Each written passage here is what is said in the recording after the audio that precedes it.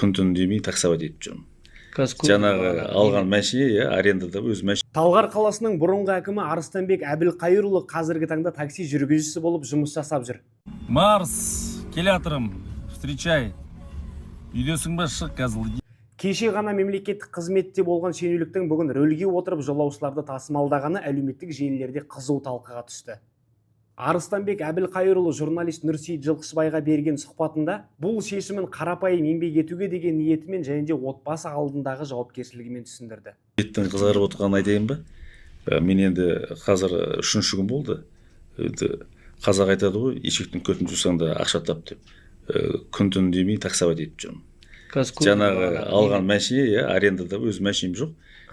Сол мәшине үйде жатқаным маған ұят болды үйде. Менің бала шағамды асырау керек болды. Сонымен қазір бұрынғы әкім, қазір таксист болып жүрмін. Соны түнде 4-ге дейін, 3-ге дейін жүргем. Тахаджуд намазы бар, таңғы намазы бар, өзіміз енді намаз оқимыз, аузымыз берік. Кішкене ұйықтадым да, қалған тағы бір айналып кетіп, төмен қарай түсіп кеткенім сізге айтып жатқам, сол кішкене ұйқым келіп, маужырап барып үйге барып. План қанша күніне? 18.500 теңге план бересің, соны сырттан. 18.500 теңге. Үйге сүт-пүт айран, памперс апару керек. Айта кетейік, Арыстанбек Әбілқайырұлы Талғар қаласының әкімі қызметін 1 жыл 2 ай атқарып, 2026 жылдың ақпанында лауазымнан кеткен болатын.